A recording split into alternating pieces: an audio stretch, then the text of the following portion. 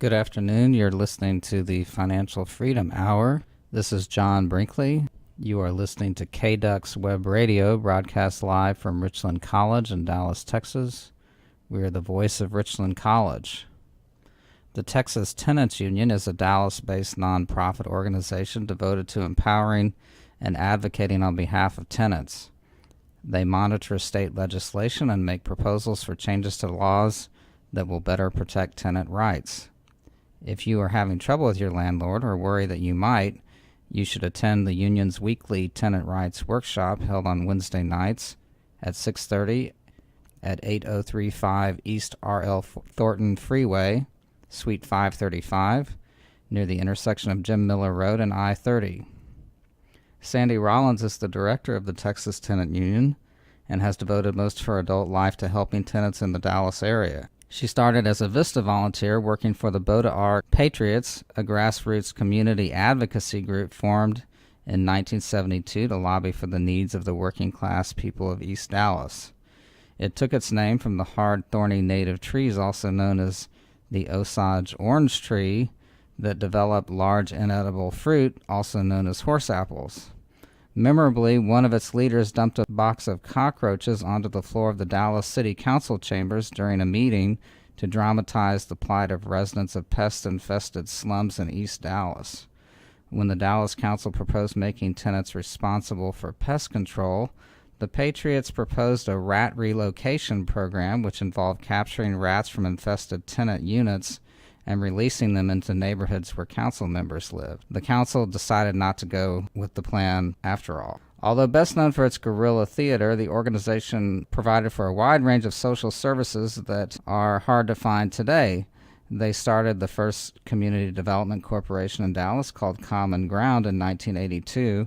Much of the staff of the Bodark Patriots were staffed by VISTA volunteers who advocated for better public schools, operated food banks, created legal and health clinics, coordinated neighborhood cleanup campaigns, advised homeowners on the use of federal home improvement programs, and helped elderly people with mobility devices and transportation. They focused on tenant rights and analysis of displacement of residents due to gentrification, public works projects such as new freeways, and disinvestment in public housing in West Dallas. At one point, the Patriots managed to secure a $90,000 grant from the federal government to develop crime prevention programs, including development of a mechanism to track complaints of police brutality. For 10 years, they lobbied to shut down lead smelters in West Dallas that were polluting local neighborhoods, which were finally closed in 1989. Naturally, the group was hated by the Dallas City Council, perhaps partly due to the cockroach incident, but mostly because they operated outside the control of the city's political establishment. Gentrification was a key issue addressed by the Bodark Patriots, and Sandy Rollins will mention it again in our interview. According to Wikipedia, gentrification is the process of renovating deteriorated urban neighborhoods by means of the influx of more affluent residents. That might not seem like such a bad idea, but the downside is that existing residents are often forced out of their living situation as rents and taxes rise due to higher property values. Some believe this process results in greater levels of homelessness. We'll talk to Sandy Rollins about what the Texas Tenants Union is doing for renters in Texas, as well as what you can do as a renter to protect yourself from unscrupulous landlords and abusive practices. So what is your background, and how did you get started with the Texas Tenants Union? I studied social work in college, got a bachelor's degree in social work, and knew that I wanted to work on social justice issues. And so I joined VISTA, which now is called AmeriCorps VISTA. It stands for Volunteers in Service to America. And VISTA volunteers are placed in the United States with organizations that work on poverty issues. And I came to an organization based here in Dallas called the Bodark Patriots. They started a number of different programs, including the East Dallas Tenants Alliance back in 1973. And in 1979, the East Dallas Tenants Alliance got together with groups in Fort Worth and in Austin to form the Texas Tenants Union. It came out of it was a member of the East Dallas Tenants Alliance that took a case that went all the way to the Texas Supreme Court that established for the very first time a landlord's duty to repair. That happened in 1978. And in 1979, when the Texas legislature was meeting, the groups were trying to get it into the law book. So not just have case law, but actually have a statute related to the landlord's duty to repair. So it was out of that work that the Texas Tenants Union was formed. It was incorporated. So when I came as a VISTA volunteer, it was very late in '79 after the organization had already been founded. I did tenants' rights work. I did community organizing in neighborhoods unrelated to tenants' rights. But it was the tenant work that was most compelling. And when my year in VISTA was up, I was offered a position with the Texas Tenants Union. And what is the Texas Tenants Union? What is your mission? What do you hope to accomplish? Yeah, it's a grassroots nonprofit tenants' rights organization, and our mission is to empower tenants through education and organizing to protect their rights, preserve their homes, improve their living conditions, and enhance the quality of life in communities. So I gave you the mission, but just how we carry that out. The tenants' rights education component involves a free weekly workshop every Wednesday night, and right now it's at 6:30. We used to do a little bit later, but we moved to this office building. They shut the front doors by 7, so we moved it up. What that entails is about a half-hour presentation going over leases, eviction, deposits, repairs, so that tenants can get some grounding, basic on their basic rights, and then how to respond when they're in a dispute with their landlord. There's things that tenants can do that will protect themselves that a lot of people don't think to do. So things like making sure they have copies of their paperwork, making sure they always get a receipt. Requests for repairs need to be in writing, almost always. Anybody who signs the Texas Apartment Association lease says that a request for repairs needs to be signed by the tenant. So a lot of people will request repairs by maybe turning in a work order, or making a verbal request, or filling out a web form, or emailing or texting, or doing things in a variety of ways. And that's fine when it works. If they're getting the response that they want, then that's terrific. But by the time people get to us, it's usually because they're very frustrated because their landlord is not responding. And that's when it's a really, really good idea to put something on a piece of paper, date it, address it to who you ordinarily pay the rent to, send it by certified mail, return receipt requested, or some other trackable form of delivery from the U.S. Postal Service or private delivery service, because that's what gets a clock ticking on the landlord's duty to repair. Tenants also have to be paid up on the rent at the time they're giving notice, and throughout the process. They need to also not have caused the damage themselves. So it's things like that. We do a workshop, then we deal with people one-to-one afterwards to answer specific questions and help them, with next steps that they can take to try to get the problem resolved. We also do tenant organizing as our capacity allows. So when a situation comes up that affects an entire group of people. Does the city of Dallas have any ordinances protecting tenants? The city does, and many cities have what they call minimum property standards that would apply to housing, whether it's renter or owner-occupied. So there is a minimum property standards code that establishes, what needs to be in a dwelling, basic requirements. So it deals with things like heating and air conditioning and plumbing and lighting and electrical issues and foundations and structural issues and pest control and things like that. Also in the city code is protection from retaliation, which was something that we pushed for probably 25 or 30 years ago, because a lot of times when tenants stand up for their rights, the reaction from the landlord is, if you don't like it, you can move. Here's your notice to vacate, just get out. And So there needs to be protection from that. They definitely need to be stronger than what they are, but both state law and city code do say landlords are not allowed to retaliate. In the city's case, when a city calls city code enforcement, and the state law, it's a variety of reasons, including calling code, requesting repairs, standing up for a right that's granted to them in at least state, local, or federal law, attempting to establish or participating in a tenant organization. But it's for up to 6 months, and we think that time frame should probably be eliminated. Retaliation is retaliation, and it should be covered regardless of when it occurs.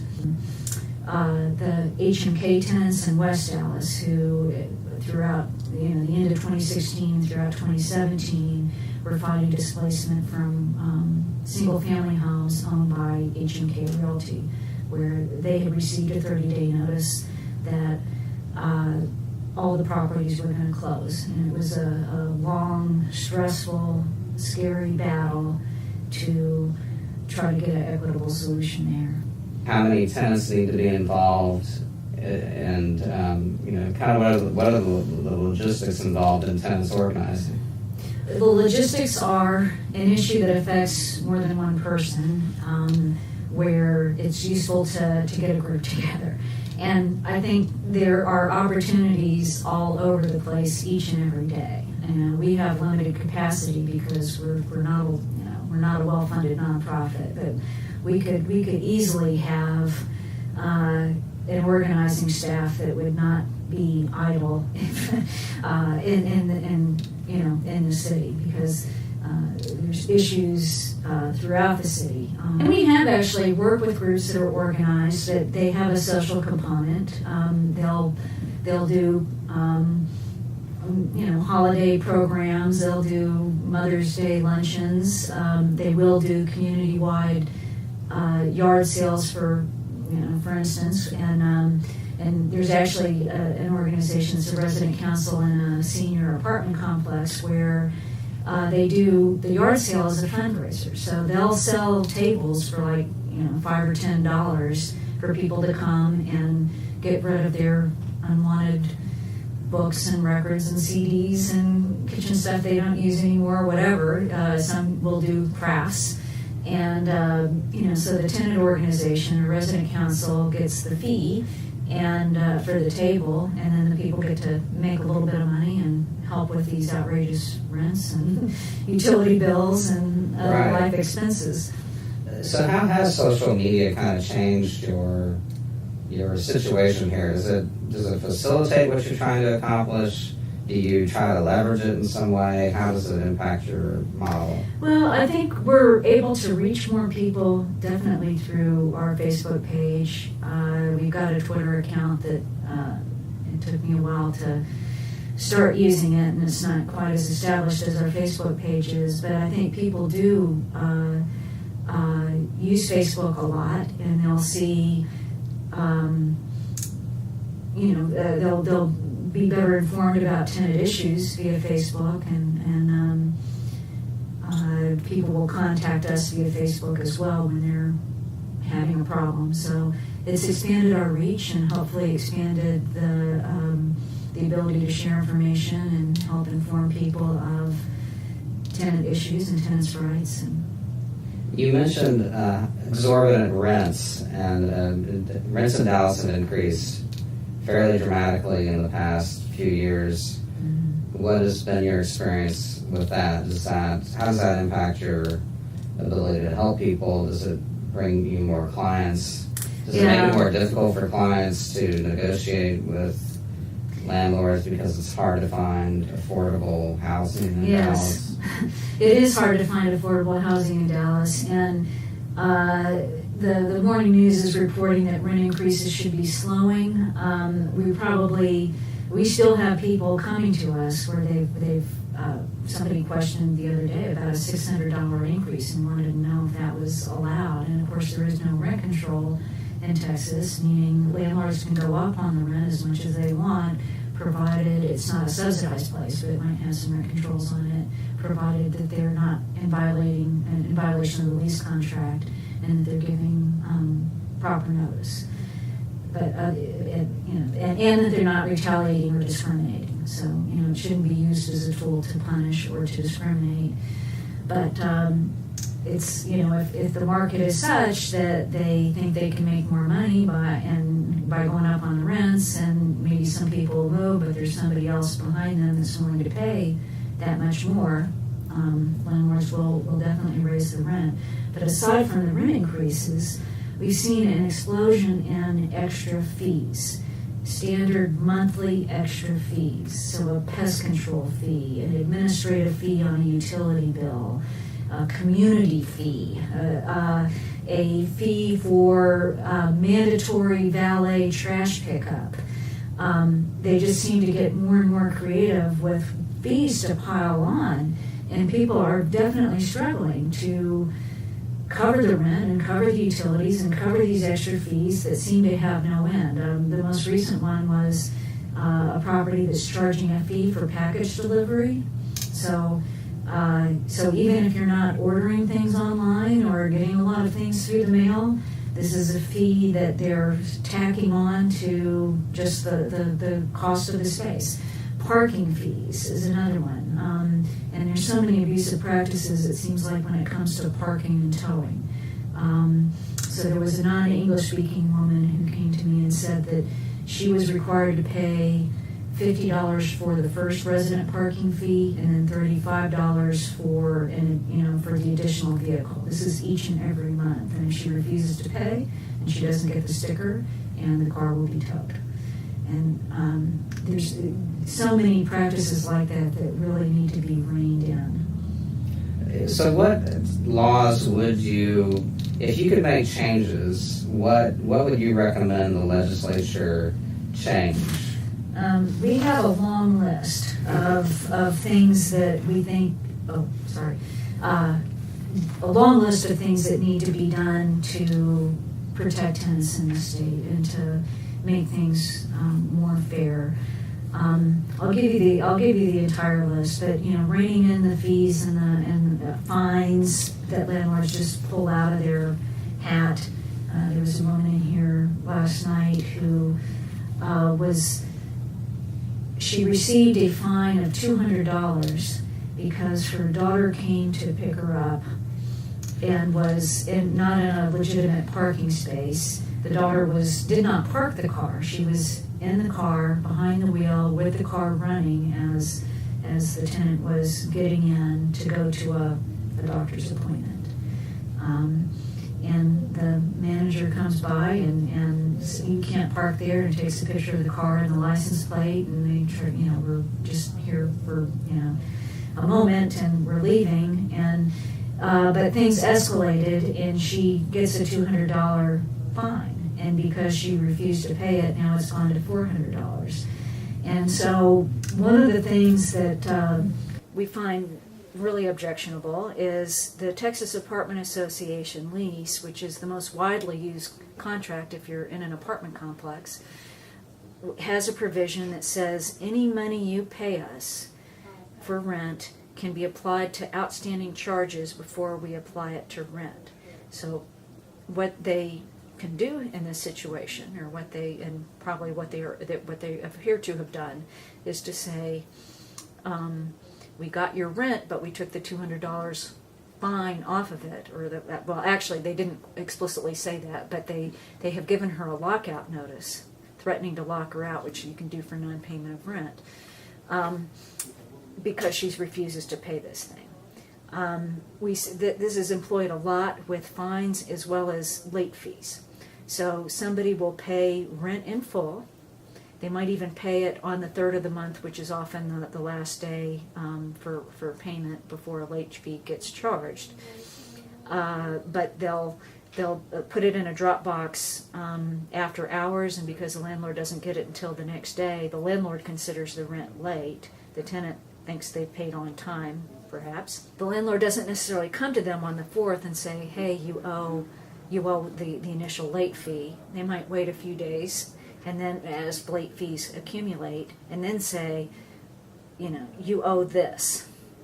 Might be a number on a page, no explanation, and tenants will come to us, how can I possibly owe this? I paid rent in full. But if rent is paid in full but paid 1 day late, what the landlord will do is take that initial late fee off of the rent, and then the daily late fees will accumulate. We think late fees on late fees should be illegal. We think the clock should stop ticking. In, I think it was 2009, we had the bill introduced into the Texas legislature to put a limit on late fees, and the bill as it was introduced would have established a late fee of 7% of the unpaid rent. But as it passed, the late fee it has to be a reasonable amount related to the landlord's actual damages as a result of the tenant paying rent late, which can be hard to ascertain.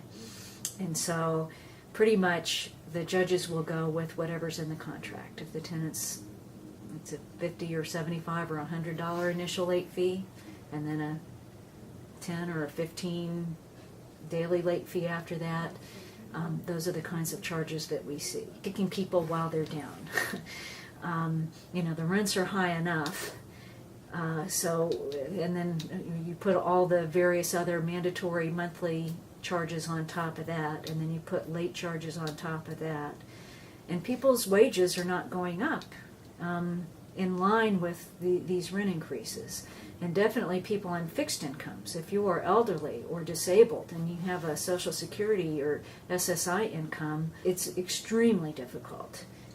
Some people's entire monthly income is less than $1,000 a month, and they don't even qualify to live in almost anywhere in Dallas. I mean, the average rent is more than $1,000 a month, and most landlords want you to make 2.5 to 3 times the rent. So if your entire monthly income is $800, it's extremely difficult to live with any kind of dignity in the city. And so it's not a surprise that we see, the numbers of homeless people that we do. I think doubling up is if they have people they can double up with, is probably the first step to take. When somebody is facing eviction or just in a situation where they realize they can't afford anything anymore. If you double up with somebody who is also a tenant, though, that puts that other person's tenancy in jeopardy unless you get landlord's prior written permission to move in.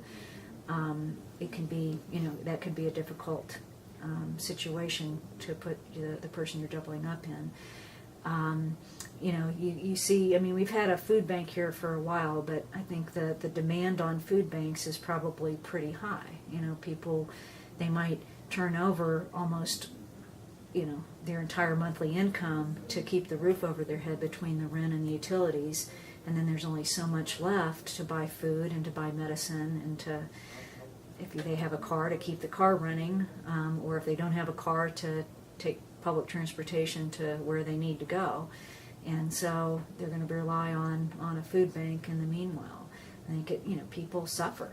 Our workshops are full each and every week. We have, even though we don't take walk-ins because we just don't have the capacity to do that, we constantly have people showing up just in desperation. We've been in this building for a couple of years now, and at one point, one day, both elevators were out. We're on the 5th floor. We had several groups of people climb 5 flights of stairs with no appointment because they were desperate to get help with their rental housing issue. People need a place to live. It should be a basic human right, but it's not viewed that way by our public officials in this state or in this city. The city of Dallas just passed what they call a comprehensive housing plan. I would take issue that it's comprehensive. They paid somebody to do something called a market value analysis that found there was a shortage of 20,000 units, both rental and home ownership, in the city of Dallas. I think that's probably a low number. There's another group called BC Workshop that did a state of housing report last year that found there are 68,000 households in the city of Dallas that can't afford to pay more than $400 a month in housing cost. that rang more true to me than this, we need 20,000 units, most of them being for home ownership and some being for rental. But the more disturbing aspect of that comprehensive policy is they are incentivizing developers to build new places, but they've targeted twice as many units for people that make 100 and 120% of the area median income as for people that make 30 or 50% of the area median income. At 100% of the area median income, you can satisfy the affordability requirement with an efficiency that costs $1,500 a month, and it will go up as you go to a family of 4 that might need a 2 or 3 bedroom. That is housing that is already being built. So I think Dallas is one of the hottest markets for new multifamily housing construction. You can see cranes all over this city, and the units that are going up are in the range of 1,000 and more. It's market rate and above market rate housing that's going in. What doesn't get built is the unit that costs $400 a month or $500 a month, and that's where a city subsidy is needed. I mean, the banks can provide market rate housing. You can get a bank loan to put in market rate housing. Where you need the subsidy is for the below market rate housing, and that's where the greatest need is. So it's very frustrating to be in a city where poverty is very high, where we have a poverty task force that doesn't even recommend an increase in the minimum wage, where sanitation workers make maybe $11 and something cents an hour. They can't afford the average home in Dallas or the average apartment in Dallas. And there's just a huge disconnect in how to meet the needs of the people that we need in this city. If we are talking about poverty, and it seems to me the strategy is let's get rid of the poor by pricing them out of our town. Do you think that that's what the city of Dallas is trying to do with its various policies? And what policies would you recommend to alleviate some of the issues that you've talked about? To address the needs that exist, so that we have housing that's affordable to people that live in Dallas that can't find affordable housing in Dallas. We need to target affordable housing set-asides for people that are at the lower income levels. So if the city's putting a subsidy in for development, it shouldn't be for market rate and above market rate units. It could be for a property that has those units in there, but the subsidy should go to produce housing that's in the $400 or $500 or $600 a month range. Not for the $1,200, $1,500, $2,000 a month range, because that housing is already being built. So some cities will have what they call inclusionary zoning, where there is an affordable housing set aside, and the city of Dallas has been looking at that in terms of a voluntary inclusionary zoning, but they're setting it for people that make, say, twice the minimum wage and above, as opposed to the lower income levels. The Dallas Housing Authority provides vouchers and public housing for people at or below the area. I think it's 30% Right. median income is pretty much the cutoff of any realistic ability to get those services. Mm-hmm. But of course, they have these very long waiting lists. Do you think the Dallas Housing Authority is effective in what it's trying to accomplish? I think the voucher program is a very useful program, and I think public housing is a useful program as well. The problem is, one, that those programs are underfunded. One problem is that those programs are underfunded. Rental housing assistance for low-income people is not an entitlement program. So just because you're eligible for it doesn't mean that you get it. And the standard for many years had been only 1 in 4 people eligible for federal rental housing assistance actually got it.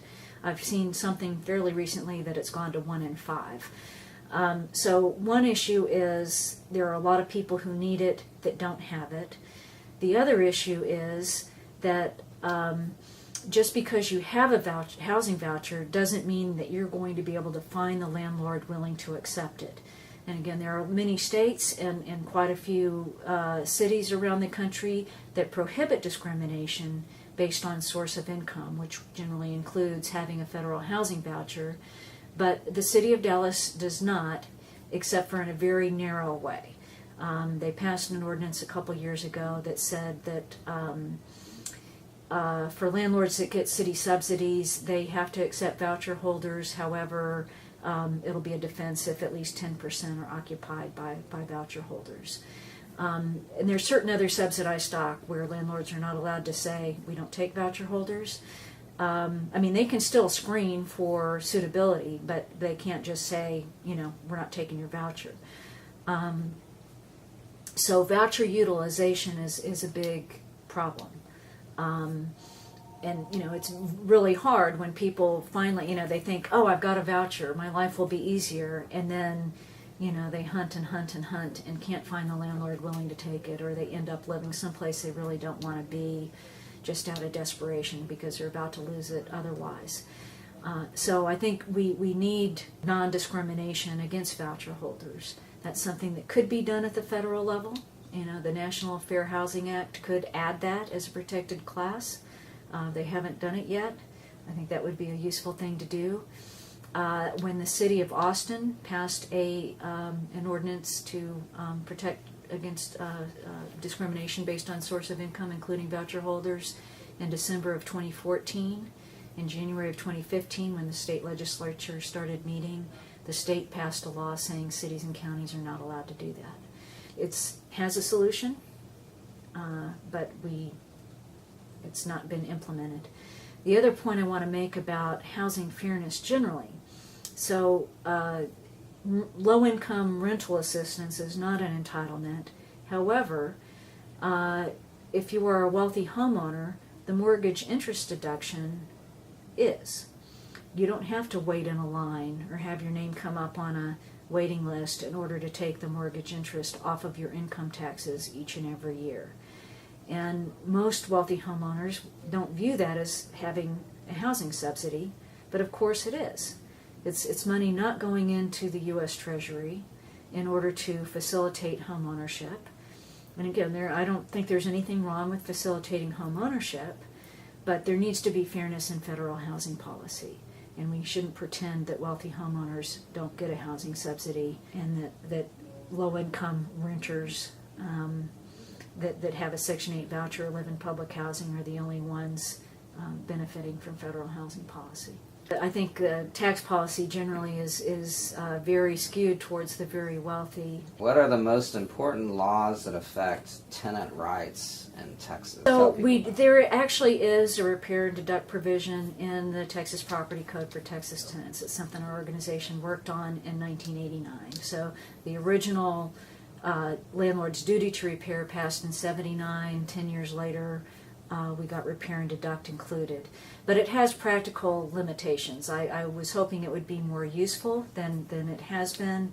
The practical limitation, for one, is that people have to be current on the rent when they are using it, and you would have to have the cash flow to enable you to pay this month's rent, and then hire the contractor to be able to make whatever repair is needed. You can only use up to 1 month's rent on the repair. But again, a lot of people don't have the cash flow to be able to pay rent plus pay the contractor and then the following month turn in the receipt. There are also a number of hoops to jump through. I mean, almost everything starts with one written request for repair or remedy, sent certified return receipt requested, or another trackable form of delivery to who the tenant ordinarily pays the rent to. Then they have to wait a reasonable period of time to give the landlord the opportunity to make the repair, which is presumed to be 7 days. Then if it's not done, then on repair and deduct, they actually have to, under most circumstances, have a housing inspector come out and notify the landlord in writing that the condition is a threat to health and safety. They're not allowed to make the repairs themselves, even if they're qualified. And this is a bit dated from 1989. It's kind of right when the internet was coming into play. But You have to hire somebody out of the yellow pages of the phone book or the classified ad section of the newspaper. I know a lot of younger people probably what? have never looked at either one of those things. So there's some cleanup issues in the property code. But in contrast, most states have provisions to withhold rent when there's or to pay into an escrow account if there's serious repair issues that the landlord has not addressed. And Texas doesn't have that provision. I think that would be a very helpful tool if tenants were able to, again, either withhold rent or pay into escrow until the repairs were done. But that's not a right that exists in the state of Texas. And we do have I've got a chart that I'll give to you. It's state by state. The original research was done about 10 years ago that goes through some tenants' rights that are fairly common. For instance, the opportunity to cure a default before an eviction. What that means is, in Texas, a landlord can give a notice to vacate as soon as the tenant is in default in an agreement. The state law says that they have to be given a 3-day notice unless they've signed away their right to proper notice in a lease, and everybody who signs a Texas Apartment Association lease is able to get a 24-hour notice to vacate. In contrast, some states, instead of just saying this is your 24 hours to get out before we file with the court, some states would have this is your 3-day notice to pay the rent or move. This is your 3-day notice to pay the pet deposit or get rid of the pet or move. So there would be an opportunity to cure whatever the violation was or correct the violation before the landlord would be allowed to file with the court. And of course, if the tenant did correct the violation, then the landlord wouldn't be allowed to file with the court. So that's a right that exists in almost every other state in the country, either for a financial default like non-payment or for a behavior default like having a pet when it says no pets. But it doesn't exist yet in the state of Texas. And in contrast, before a tenant can hold a landlord liable for a violation of the tenant's rights, they almost always have to give at least one written notice, if not 2 written requests for compliance before they have grounds to do anything.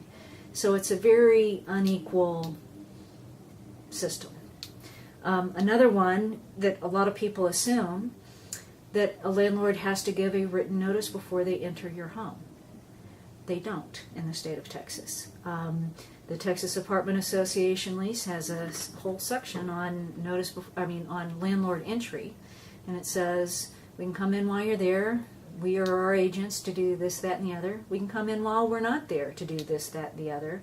We'll leave a note if we come home while you're not there. But of course, that's probably one of the more violated provisions of that contract.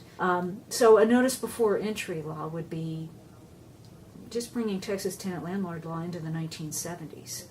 A lot of states have better security deposit protections where perhaps the security deposit is required to be placed into an escrow account and not commingled with the landlord's own money. So security deposit ripoffs are pretty common.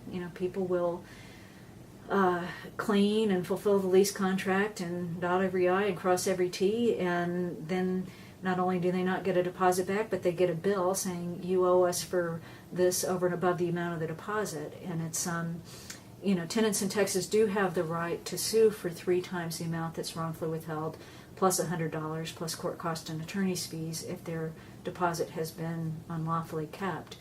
But it's a hassle. It's a hassle. And if it were in an escrow account where it couldn't be commingled with the landlord's private funds, where it might have a chance of being there at the time of move out instead of spent on some other investment or stuffed in the landlord's pocket or whatever, that might enhance people's chances of actually getting them back without quite as much of a fight.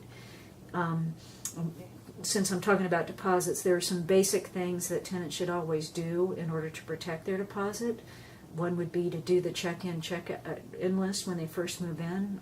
A lot of landlords will give a move-in inventory form to allow the tenant to check off if things are damaged in any way. That should not be used as a request for repair. It's not a request for repair, but it should be used so that you don't get blamed for pre-existing conditions when you move out. It's important to keep a copy of that and not rely on the landlord to provide you with evidence to use against them at the time of move out. And plus, things do get lost. Sometimes there's multiple changes in management or on-site manager between the time somebody moves in and the time they leave. So doing a move-in inventory form is the first thing. Taking pictures of pre-existing conditions as backup is a good idea. You want to leave owing no money. That generally means fulfilling the lease contract. You want to give proper advance written notice that you're going. Most leases require a 30 or a 60-day advance written notice. When you give advance written notice, you want proof that the landlord gets it, so you can send it certified or have somebody in the office sign, as received on a certain date. You want to leave the place clean and in good condition. You want to take pictures. You want to have witnesses. You should ask the landlord to do a walkthrough with you. They're not required to do that, but it's can be a useful tool. And then you want to provide the landlord with the forwarding address in writing. And if the landlord's duty at that point then is to either return the deposit within 30 days after the tenant moves out, or to give the list of itemized deductions within the 30 days. And if they don't, then again, or if they send a list of itemized deductions and there's all these padded damages and you're being charged for normal wear and tear, or you're being charged for pre-existing conditions, or then that's where our recommendation is to send a certified letter to the landlord, giving them an opportunity to send you the deposit, but letting them know if you don't get it that you intend to pursue legal remedies, which means the ability to sue for 3 times the amount wrongfully withheld plus $100, plus court cost and attorney's fees. And a lot of times that's enough to get the check in the mail. Right. So this is looks like a very comprehensive list of potential laws that the legislature could pass that they probably are not motivated to pass, or... Well, this is even more comprehensive. Okay. So this was just a basic chart, but there are things that come up, the issues that people bring to us each and every day, year in, year out, that, maybe didn't exist years ago, and states are starting to deal with them now. Things like the bed bug issue. There was a chemical DDT that kind of kept them out of the population for decades, but DDT was banned because it's cancer causing and not safe, and so there's been sort of a resurgence of bed bugs in the last 10 or 15 years, and many states have made it very clear that it's the landlord's obligation. Texas hasn't, and in fact the Texas Apartment Association has come up with a lease addendum that says you allow us to charge you for bed bugs, and you certify that the place is free of bed bugs at move-in. And that's just nuts. There's an entomologist at Texas A&M that says he and his colleagues who have PhDs would not be able to declare a vacant unit to be free of bed bugs. Bed bugs don't emerge unless there's something to feed on. So if a place has been vacant, they're going to be in the walls and under the carpeting and not going to be visible. But the other issue with how short-sighted that Texas Apartment Association bedbug agreement is if you start charging people, and people know that if I report that there are bedbugs here, I'm going to be hit with a bill, then a lot of people that are already struggling to get to the end of the month are not going to report because they can't afford the bill that's going to come. So they're going to do everything they can on their own probably to try to treat the bed bugs, but it does really need professional intervention. And so as these things don't get reported, it's just going to continue to spread. And the apartment industry needs to build this into the cost of the rents. When they're establishing rents, I think they have an obligation to treat and to pay for the cost of treatment without pinning it on tenants who, I'd say it's a very rare circumstance where you can pin it on a tenant. Maybe if somebody goes out and, picks a couch up off the curb and drags it into their apartment, they should have known better. But most people don't do that. And again, even then, you don't necessarily know if that's how it got in there. The maintenance man could have brought him in. The next door neighbor, the upstairs neighbor. Yeah, exactly. We have people that will call us. They just moved into a place and they never had bed bugs before, and they don't have anything new. And all of a sudden, they've got bed bugs. And then they hear from the neighbors, "Oh yeah, that's been a problem in this building. That's why the people just left." So while the apartment association wants tenants to declare that there are no bed bugs in the unit at move-in, there's nothing in our state law that requires the landlord to declare to the tenants that there are no bed bugs in this unit, that there haven't been any bed bugs in this unit, or that the unit has been treated by a professional exterminator and certified as bed bug free. I mean, it's just it's a extremely unfair practice. Another one that's come up that isn't on this list is online rent payment. So, in the last few years, there are some properties that require rent to be paid online. We've seen this happen at properties that have a lot of elderly people and extremely low-income people, some of whom don't even have bank accounts. So it's a real hardship. And some people simply don't want to put their financial business online. They don't, maybe they've had their identity stolen from online activity in the past, and they're just extremely leery about conducting business online. So there was a bill introduced in the Texas legislature last session that would have required an alternative to, cash or online rent payment, but it did not pass. We also see convenience fees attached to online rent payment, but for low-income people and elderly people who may not be savvy with computers, may not have a smartphone, if you have to pay online, it requires going to get a prepaid debit card, which come with fees to purchase, they come with fees to use, and then they come with the fee on the other end when it is used. And we think that's just too much to pile on, and that there should be alternatives. Yeah, so the Texas Apartment Association, I assume, has lobbying organizations that, and I'm assuming they make donations to legislators to make sure that they vote in their favor, or that they get access to. What efforts have you made? Does the Tenants Union have lobbyists, and do you lobby the legislature, and how effective do you feel like you've been in getting them to listen to the concerns of tenants in Texas? Okay, those are a lot of questions, but yes, the Texas Apartment Association definitely has lobbyists, and the Texas Apartment Association definitely makes campaign contributions. We don't have any paid lobbyists, nor do we make campaign contributions because we can't. And we don't do electoral politics in that way. We're a nonprofit that doesn't do electoral politics in that way. But we do have member lobbyists. The tenants who contact us, and as a staff person, I do lobbying, and we set up visits with legislators, and we present lists like this to say these are issues that we've identified that we think need change in the Texas Property Code. Would you consider introducing a bill that does X, Y, Z? And we've had a lot of success in getting legislators to understand these issues and introduce legislation, and we've had quite a bit of success in getting laws changed.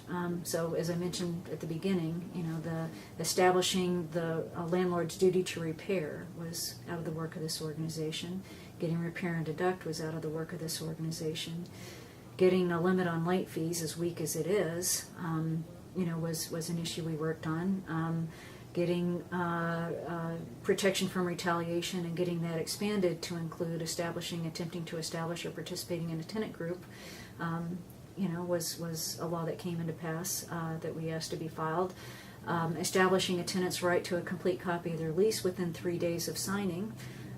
That was introduced in 2013, and along with it was a bill that had the two issues in it. One was a right to a copy of the lease, and the other was expanding retaliation protections for organizing.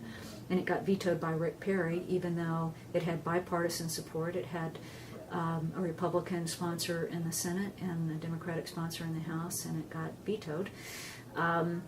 We got reintroduced in, might have been 2011, 2013, sorry. But anyway, it eventually passed. It has a very weak remedy, but it's on the books. We got a bill passed to on related to parking. A lot of landlords have horrible parking and towing policies, and it's very abusive, and people's cars are yanked, and they can't have visitors unless they can get a visitor pass for their guest. But if somebody comes by after office hours and they can't get the visitor pass, then even if they're in visitor parking, people's cars will be towed. Anyway, the bill that passed related to parking was, and landlords were refusing to give parking stickers, resident parking stickers, unless the tenant provided a copy of the title, proof of insurance. But most properties were only requiring the make, model, color, license plate number, state of registration in order to get permission to park. But some landlords were tacking on insurance, proof of insurance, and title. Well, if you're a low-income person, particularly, you might not own your vehicle, but you might have access to a vehicle. You might be able to borrow one from, mother, father, sister, brother, and you want to be able to park it. You should be able to do that. And so a bill was passed to, again, just ask. It says the only thing they're allowed to ask is make, model, color, license plate number, state of registration in order to get permission to park. Do you think homelessness is a problem? Have you seen an increase in homelessness? And are there any resources in Dallas for instance, emergency situations where maybe someone got evicted, they don't have anywhere to stay? There are, and I think, I think there is an increase in homelessness, and the city does have some resources, although I think some of their responses are inadequate. I guess on the upside in terms of resources, there are a number of shelters that people can go to. There's a place called The Bridge that is doesn't just provide emergency shelter, but they have caseworkers to assist people to try to get back into housing. And so they'll know if there's an empty bed or a transitional program that has an opening, or try to find the best fit for whoever is presenting themselves there. Last November, the city passed a referendum to provide $20 million in bonds for permanent supportive housing. It's a spit in the bucket compared to what some cities do, but the city, if there was a protection from discrimination for voucher holders, that would enable more people, one, to probably stay out of homelessness, and two, to get out of homelessness if they find themselves there. And certainly we could be targeting the giveaways to developers more for people with the greatest need, as opposed to those who can afford to pay market rate and above market rate rents. There could be, I guess, other policy solutions. We've seen entire neighborhoods in Dallas have been wiped out, and you can see it going on in progress in Oak Lawn right now, and in East Dallas. And the mayor's got a program called Grow South, which is pretty scary for if you're not a developer. I think if you're a person that lives in the southern part. The city doesn't have a great track record about allowing new development without displacement. And West Dallas, obviously, too, is another place where gentrification is rampant. And I think anybody who has lived there for a long time, is at risk of being displaced. Washington, D.C. has an ordinance called the Tenant Opportunity to Purchase Act. And it gives tenants the right to acquire their buildings when they're for sale. It's a first opportunity to purchase. And there are people that provide technical assistance to help them form a tenant group in order to try to buy the building in order to not be kicked out of their own city. So that's, one thing that I think Dallas should look at.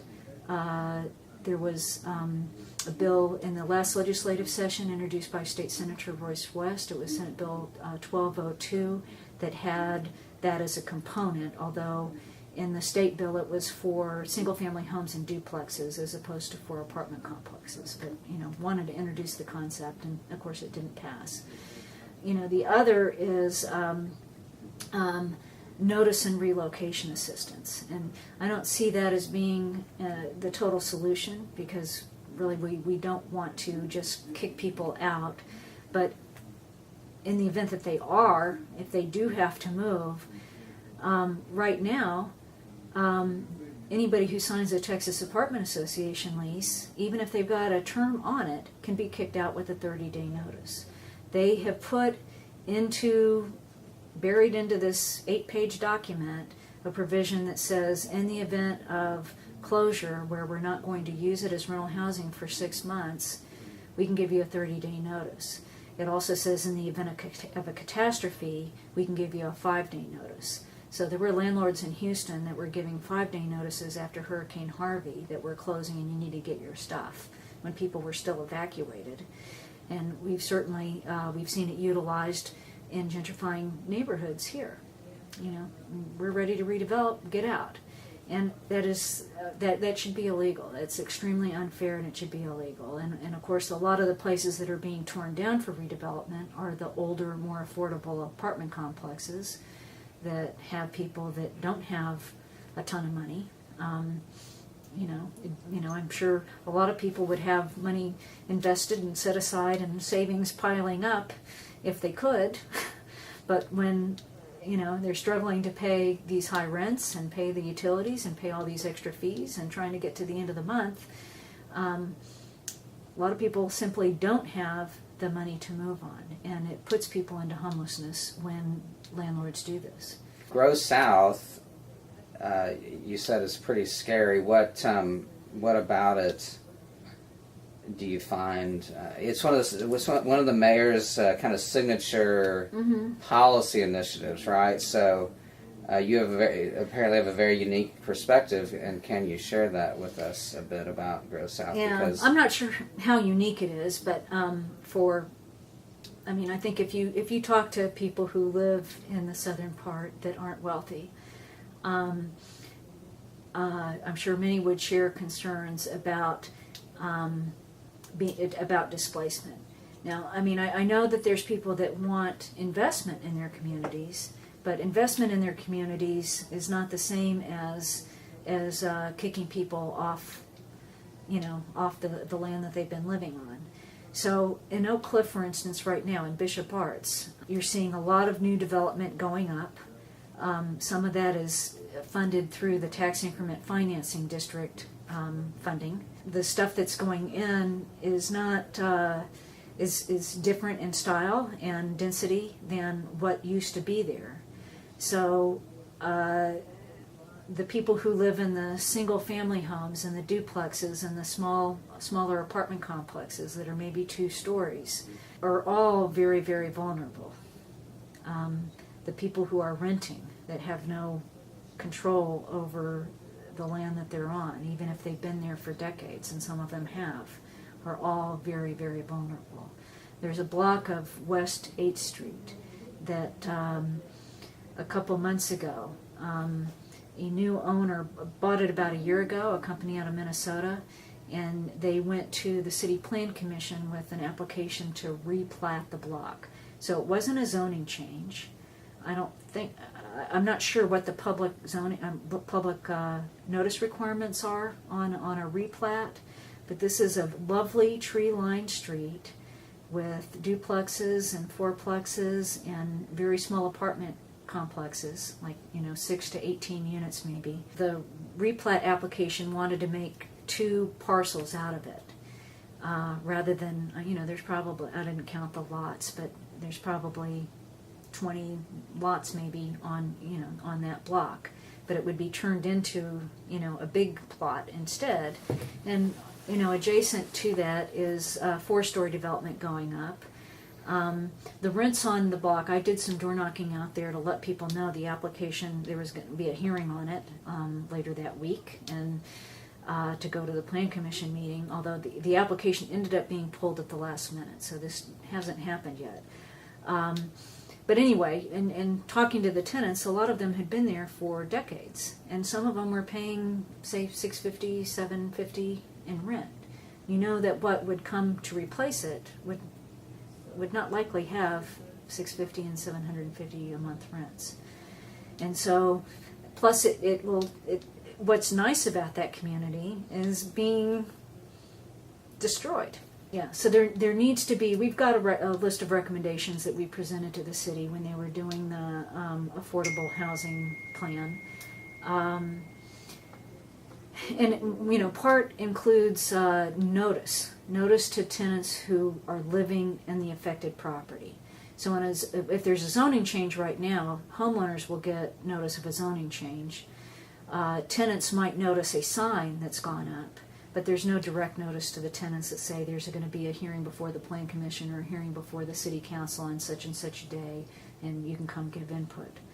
I think that's wrong. There should be a public included process there where tenants who are most directly impacted by this get to be involved. Do you think that tenants have become kind of like a second-class citizen in American culture? Yeah, I'd say, yeah, probably always have been. Well, thanks so much for agreeing to the interview. It's been really informative, and I think it'll be really helpful for the students at Richland College to hear what you have to say. And I appreciate you taking the time to talk to me. Sure. Thank you for coming and being interested in this subject. That was Sandy Rollins with the Texas Tenant Union. Thank you for joining us for the Financial Freedom Hour. This is John Brinkley. Views expressed on the show are my own unless otherwise stated and do not reflect the opinion of KDUX Web Radio, Richland College, or the Dallas County Community College District.